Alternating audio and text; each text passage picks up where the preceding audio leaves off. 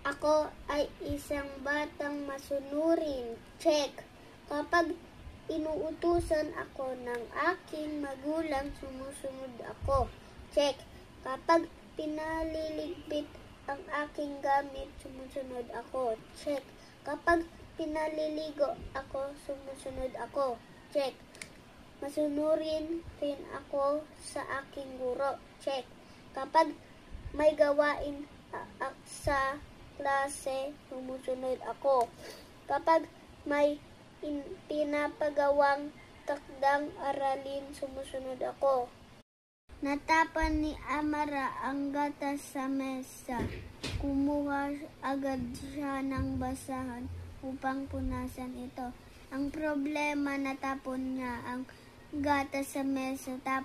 Ang solusyon, pinunasan niya ito. Palaging sumasakit ang tiyan ni Alusya.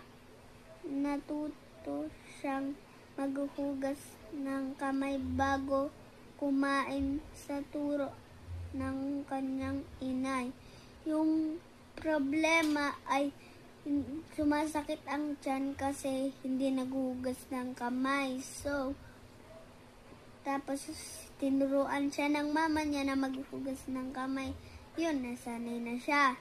Naiwan ni Abigail ang lunchbox sa bahay.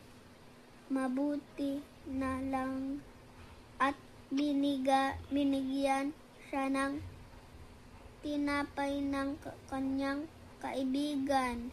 So, ang problema naiwan sa bahay ang lunchbox. Pero, ang solusyon, may binigyan siya ng kaklase niya.